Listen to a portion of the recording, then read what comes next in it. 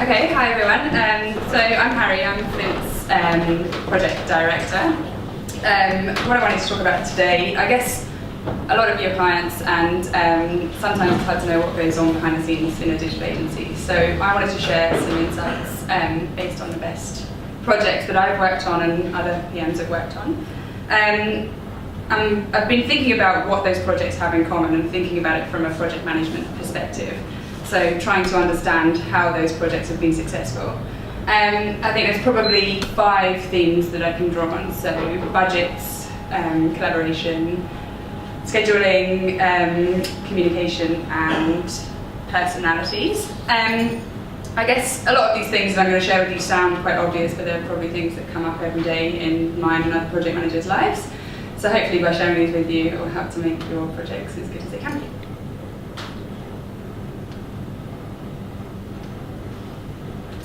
Okay, so first of all, budgets. I guess the first thing to say is, as we all know, 20k isn't going to get us ASOS. Everyone has budgets that they need to work towards, and that's understandable. I suppose what I'd like to say is that our estimates are always negotiable. So perhaps you can't get ASOS, but perhaps we can cut some of the functionality back. So can we make things less customized? Can we cut down on scope? Are there things that we can train you to do? All of these things, I suppose, contribute to budget. So there's ways that we can have a discussion about negotiating and reducing the estimate for you. We judge you. So the way that we budget for your project management in your estimate is based on things about how you operate as an organisation as well. So how you give us your feedback, whether you meet our deadlines, whether you give us collated feedback, all of those things, I suppose, contribute to how much project management time we need to charge for. So you can help yourselves and you can affect that budget. I suppose if you're telling us that you only need 3 rounds of review, then that's great. We can reduce the amount of project management time that we put in the budget. Freebies. There are things that you can get for free. All of the exciting things like reports, whips, phone calls, advice. Flint, we give you free M&Ms. I guess the main point to note is if you don't ask, you don't get. If you're going to ask us for a report, usually we'll give it to you, so just ask away.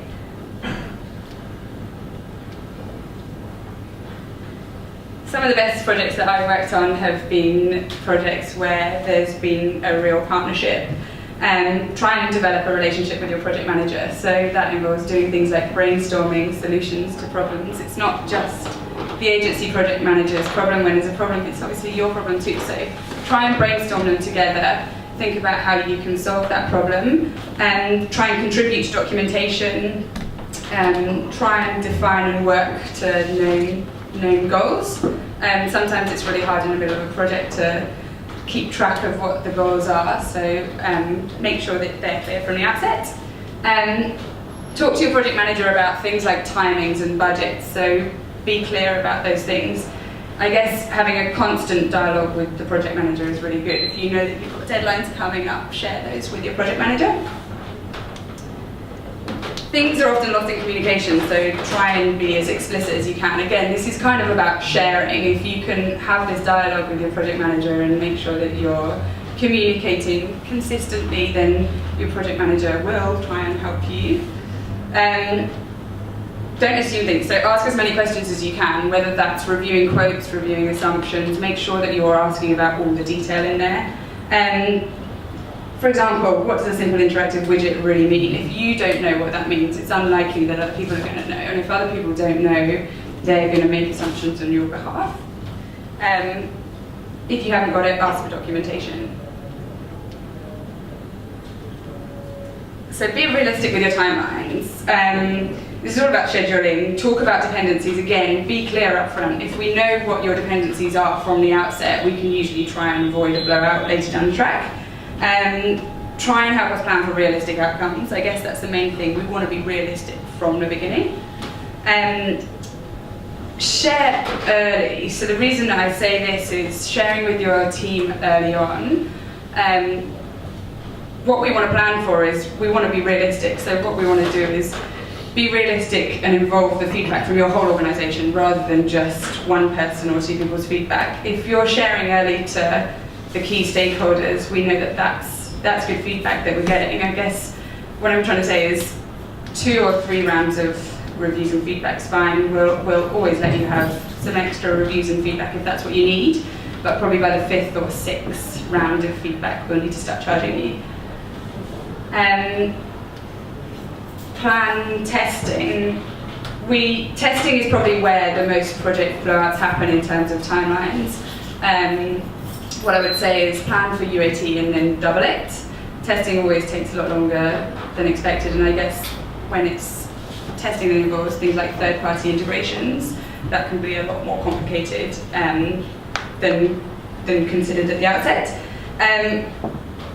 I guess the reason for that is that it takes coordination to be able to test things like third-party integration. So if you do have complex parts of your product that's being built, talk to your project manager, ask for a test plan if you need to, or ask for a brief on how we should go about testing.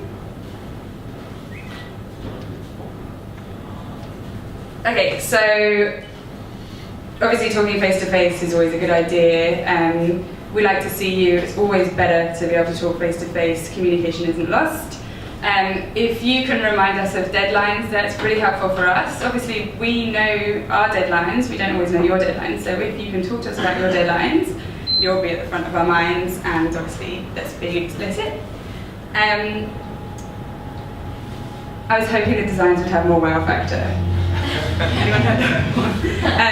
So my point is about, that's fine, I mean, this is kind of an exaggeration, but my point is about being articulate with us. If you can articulate what your requirements are, then we can try and help you fulfill them, but we need you to be clear, and we need you to try and express what your organisation needs so that we can try and do that for you. So your team is much the same as our team. There's things that you wouldn't expect in your organisation, and the same with us. So if you need something from us, please just be patient. Sometimes it might take us a couple of hours to be able to get back to you. Sometimes we might need some time to get the team together to be able to coordinate and think about the right solution. I guess my point here about cardinal sins is please don't email and then phone within 2 minutes. Just because that's fine.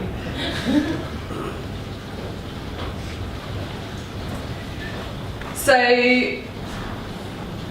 we know that you need to talk to resources who aren't us sometimes, and that's absolutely fine. We know that sometimes it might be a lot quicker for you to just talk to the front-end developer or talk to a designer, and we'd encourage that. I guess I would say just try and keep us in the loop, because small decisions that might seem small and insignificant at the time can often have bigger implications down the track. Right, it's true. We like free things. It kind of sounds silly, but I guess the way I see it is that if I've eaten your food, I'm probably going to want to help you out. I'm going to feel too bad not to help you out, so. Celebrate and say thanks. There's so many projects I've worked on where things have got so hectic towards the end of the project that it's kind of the lost part of the communication, where at the end of a project it's kind of like, okay, thanks, see you later. I think it's really important to understand that something's gone successfully and to acknowledge that your PM's done a good job. I guess if they haven't done a good job, ask for a debrief and let's try and improve for next time. I think my point is a happy PM is a good PM. I think that's probably true, so there are some personal things that you can do to try and have that relationship. Cool. So hopefully this has given you some food for thought. Again, like I say, nothing obvious in here, but it's amazing how often these scenarios come up kind of day to day. And hopefully this will help you manage your projects better. Questions?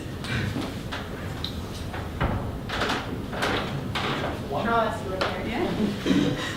So, can you define, in your opinion, what do you think makes a bad client for you? What is a negative experience? So that way, often, because I sit to client side, and I know that sometimes you can have 5 people calling 1 PM, or you end up getting bombarded. Like, what for you would be something that would be a non-positive experience for you? So that way we can try to make sure that we make your life easier. Yeah. Okay, so I think for me, when there's a very defined brief, I think that's always clear from the outset. I suppose my point about establishing mutual goals from the beginning of the project is an important one. Personally, my best experiences have been projects where there's a we're constantly revisiting the strategy, so understanding throughout the project what the original strategy is. I think my other point would be clients working in partnership, like I say, is the best kind of scenario. I think when the relationship's seen as client agency, and I hate to use the word versus, but client versus agency, I think that's actually not a productive relationship. It has to be this partnership idea. Particularly during the testing phase, I mean, yes, there are responsibilities, and obviously there are responsibilities that an agency tries to fulfill during that phase of the project, but that's often where the blow happens. And if that phase of the project can be adopted as a partnership, then I think the end results that I've seen from that situation are always the most positive.